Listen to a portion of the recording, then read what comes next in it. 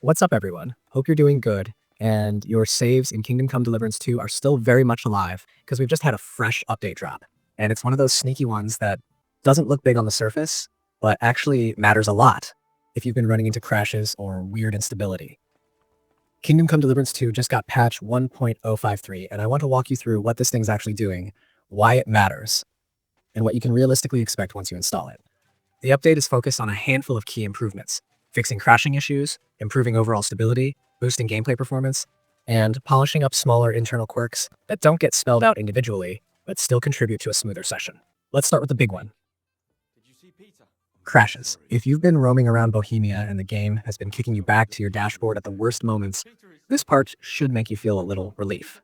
Crashes in a huge open-world RPG usually show up in predictable high-stress spots: dense towns, fast travel transitions, heavy scripted scenes, or just extended play sessions where the engine is juggling a massive amount of data. This patch specifically targets those pain points, which means the developers have been digging through reports and tightening the systems that buckle under pressure. If you've had nights where you're galloping through a crowded street, the frame rate hitches, and then the whole thing collapses, that's exactly the kind of experience this update is trying to stabilize. Next up is stability, which sounds like a vague catch-all term, but often hides some of the most impactful fixes. When a patch lists general stability improvements, it usually means the team has addressed deeper structural issues. Things like memory leaks building over time, conflicting scripts that trigger at the same moment, physics interactions that overload the engine, or tasks that get stuck and cause slowdowns. In a game like Kingdom Come Deliverance 2, where everything from combat to NPC behavior to environmental simulation layers on top of each other, these adjustments matter. You may notice fewer long freezes, fewer moments where the game seems to lock up as it tries to handle too many things at once, and a more predictable, steady flow between quests, cutscenes, and open-world exploring.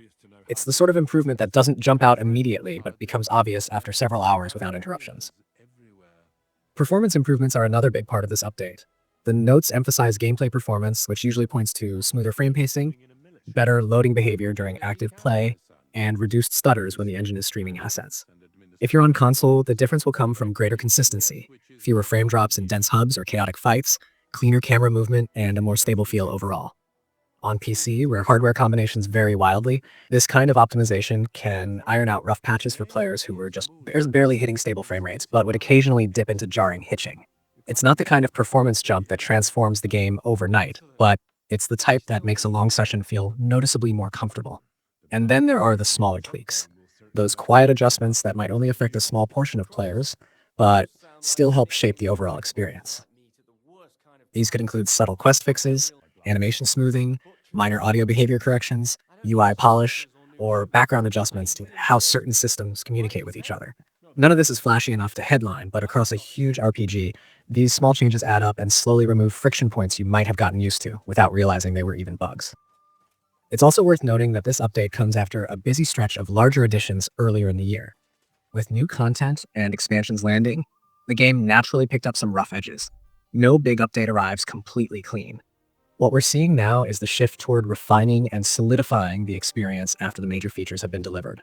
Instead of adding new mechanics or quests, the focus is on ensuring that what's already in the game runs smoothly for players who are starting fresh or returning to wrap up their journeys. This update is available across PlayStation 5, Xbox Series XS, and PC, so everyone is moving forward with the same baseline. Console players should expect fewer crashes and more stable sessions, while PC players may see the biggest variation in results depending on their setup, especially in terms of stuttering or long-term memory stability. The important thing is that everyone benefits from the groundwork being reinforced. Now, to set expectations clearly, this isn't a secret bonus content patch. You're not going to log in and find new quests or hidden regions waiting for you. The point of this update is reliability, making sure you can progress through your playthrough, tackle quests, explore towns, and get into all sorts of trouble without worrying that the game will abruptly shut down on you. Sometimes the most valuable updates aren't the ones that add something new. They're the ones that make sure the stuff you love works the way it should. So, if you stepped away because of instability, or if you were nervous to continue a big quest line after a couple of crashes, this update is a good sign to come back and see how things feel. And if your experience has been smooth the whole time, this patch just reinforces that foundation, keeping the adventure steady as you keep exploring the world.